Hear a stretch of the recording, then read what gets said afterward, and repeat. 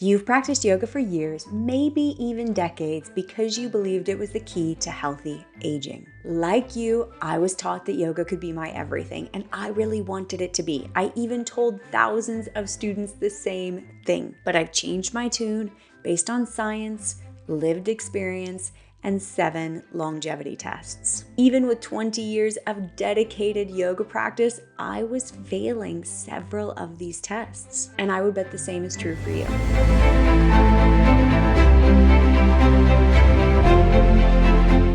Let's clear something up first. Yoga is amazing for some things, but it cannot do everything. Yoga gave you awareness and alignment and flexibility and a relationship with your body and your breathing that most people never experience. None of that was wasted.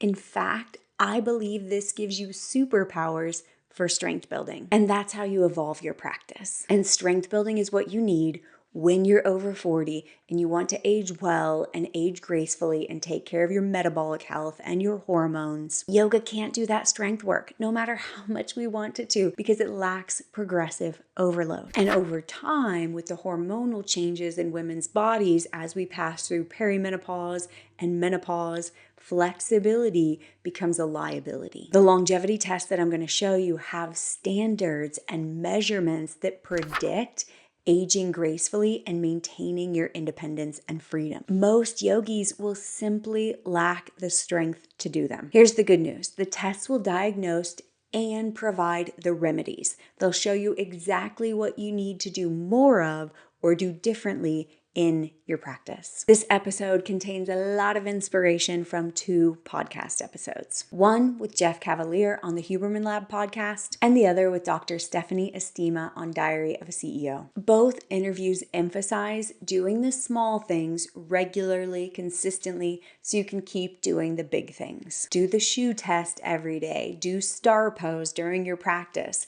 so you can go on that ski trip. You can take that big hike. You can pick up your grandkids without thinking twice. Dr. Estima has an archetype that really struck me because it is me, it's many of my students and clients, and she calls her Skinny Fat Sophia. This is the woman who does yoga and Pilates, watches what she eats, feels like a fish out of water at the gym. Skinny Fat Sophia wants to stay lean and toned, and I imagine, like me, she was kind of excited when she started losing muscle mass because she was finally smaller, but she has no idea what this is doing to her bone. And she's confused when suddenly there are aches and pangs that seem to be pinging around the joints in her body. I still wrestle with this program, and I have students and clients who have worked with me because of their results on a DEXA scan. It is alarming. This belief system does not serve us. Here's another thing I loved about these interviews.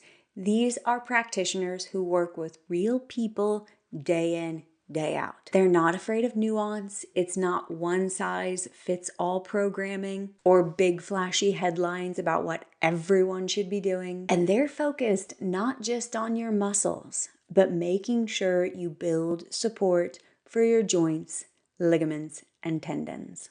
Dr. Estima put it this way. She says, muscle is the performer, but your joints, ligaments, and tendons are the stage. It doesn't matter how amazing the performer is if the stage they're standing on is rotting underneath. If you're afraid you're gonna hurt yourself in the gym, or you feel like you're on the verge of injury when you start lifting weights, or you've got aches and pains that won't go away or tend to roam about your body, that's a joints, tendons, ligaments problem. Strengthening joints, ligaments, and tendons is a different job than building muscle and bone. It's even a different timeline. It's one of the reasons we use bands and do myofascial release and train along myofascial meridians in Asana Strong. And I think this is the missing piece for most yogis who want to start strength training. And that's what's fun about these 7 longevity tests. They're not just about muscle or brute strength. They're about systems and the connectivity of your body, especially the support you have in joints, ligaments, and tendons. So let's go over each of the 7 tests, what they measure, and why they matter. And if you want to build strength for these with me, try the longevity test practice. It's in the description below. Test 1 is the farmer's carry.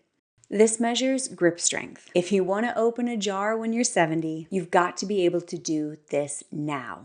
The test is to carry half your body weight without your grip failing or your posture collapsing. If you're just starting out, begin with a quarter of your body weight. I weigh about 140 pounds, so here you see me with two 35-pound kettlebells walking across the room and doing lunges. In the longevity test practice, we'll do 90-90 lunges with dumbbells to train. Grip strength is interesting because it's useful for opening things, but in study after study, it beats out blood pressure as an indicator of how long you'll live. So it is big. And it also plays a part in test number 2, the dead hang. The dead hang measures shoulder stability. And if you want to be able to pick up your groceries and pick up your grandkids, practice this daily. I hang regularly from a bar at the gym, also on any jungle gym I'm passing. You can do this from your door. You can also hang from trees. Any amount of time is better than none. And in the beginning, make your goal about 30 seconds. Ideally, work up to a minute or more. And set a timer because it's going to feel outrageously long. At the time of recording this, I'm at about 45 seconds. And this is a good example of how yoga might not be building the strength you think it should. I've done 20 years of vinyasas, chaturangas, arm balances, inversions, handstands, and it did not help me with this test. In fact, it probably made things worse because my wrists and my shoulders are very flexible, but not very stable. I've had to work very hard to build these joints back up, and my forearms still fatigue faster than any other part in my body. So hang wherever you can, whenever you can. And in the longevity test practice, we're going to do kettlebell swings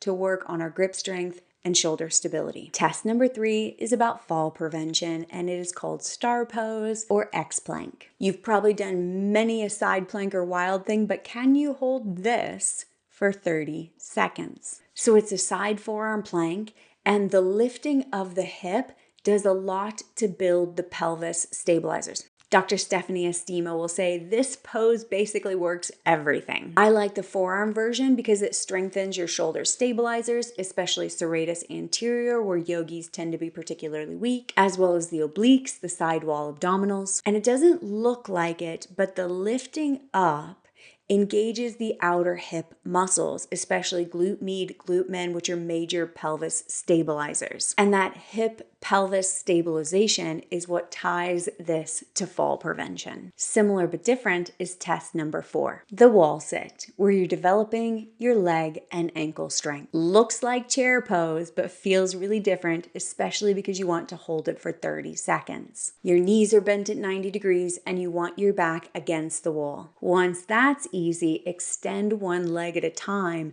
and hold that for 30 seconds on each side. This develops leg strength, ankle strength, even foot strength to help your hips and your knees. This is how you keep hiking, skiing, and going up and down stairs gracefully even into your 80s. And you really need the foot, ankle, leg, hip strength for test number 5, sit to stand. If you want to get up and down off the floor to play with grandkids, or perhaps even more ambitious is being able to get off the toilet when you're 90, cross your ankles, go all the way down to seated with no hands, and then all the way back up with no hands, and make sure you do both sides. The research on this is bananas. People who score poorly on this test have 5 to 6 times the mortality risk of those who do well. A newer study found poor scorers had nearly 4 times the risk of dying from natural causes and 6 times the risk of dying from cardiovascular disease over 12 years of follow-up. But there's good news too. Every bit of improvement matters. Each small gain in this test cuts mortality risk by 20%. When I first heard this, my mind went to why? Why does this matter so much? And I first heard about this study from 2 clients in the same week. They were all lit up about it. One is a cardiologist and the other a neuroscientist. And we were asking the same question. Why does this matter so much? It's asking for a unique combination of strength and mobility, one that we have to train. In the longevity test practice, we'll play with this and we'll also do squats and modifications so you can work up to this test. Test number 6 is a little bit different. It's VO2 Max. This is measuring your cardiorespiratory health. So if you want to go up and down the stairs without huffing and puffing, pranayama and breath work will not get you there, but this will. So VO2 Max is measuring how well your heart and lungs deliver oxygen to your working muscles. The more efficient the oxygen delivery, the more you can do and the longer you can go. And study after study points to this as the single strongest predictor of how long you'll live. So how do you test it and how do you improve it? I run for about a mile 4 times a week, and I want to be under a certain time for my VO2 capacity. Another test is climb 4 flights of stairs without stopping in under 60 seconds. And a flight of stairs is about a dozen steps. Another way to train, if you don't have stairs available, don't like to run or jog, is walk briskly for 3 minutes, then at an easy pace for another 3 minutes, and repeat that 5 times. This is called interval walking, and in one study, older adults who did that for about 50 minutes a week improved their aerobic capacity by 14% in 5 months.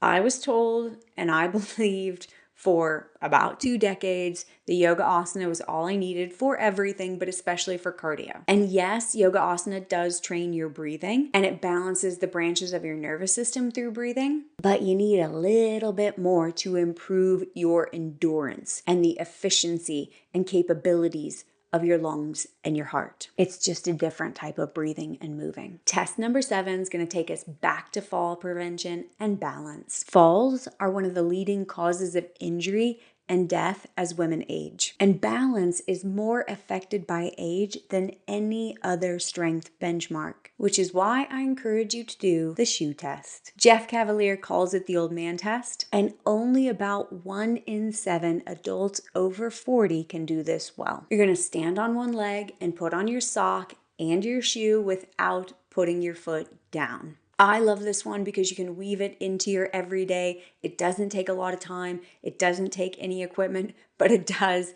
take discipline and a sense of humor. There will be some wobbling and wiggling, maybe even some cursing. In the beginning, you can touch the foot down lightly or touch the wall occasionally, but practice this and take it seriously because it matters more than it sounds like it should. Let me give you some stats. In one study, adults who couldn't hold a simple single leg balance for just 10 seconds, had an 84% higher risk of dying within the following year after accounting for age, weight, and other health conditions. Because here's the thing, balance is not about muscle. It's about systems. Your visual system, your inner ear system, your proprioception, your joints, ligaments, and tendons, your connective tissue, and even your nervous system. Balance is really about the conversation your body is having. Is it able to communicate well? So if you want to be sure-footed and steady in your 80s and 90s, practice this daily. So those are our 7 tests. Farmer carry for grip strength, dead hang for shoulder stability, the X plank for fall prevention, wall sit for ankle and leg strength, sit to stand for core strength and mobility, VO2 Max for your cardiorespiratory capacity, and the shoe test for balance and proprioception. And for each test, you know why it matters, what to look for, what to begin with, and what to build up to. In the practice video, we will build strength, agility, and skill for each of these longevity tests. Experiment, explore, and take inventory with me. We'll do a whole series on this, so stay tuned. And if at any time you have questions on how this applies specifically to your body, schedule a strength audit. It's completely free, and you'll get my read on what's going on with your body, as well as personal practice recommendations. Thanks for being here. Thanks for watching. See you soon.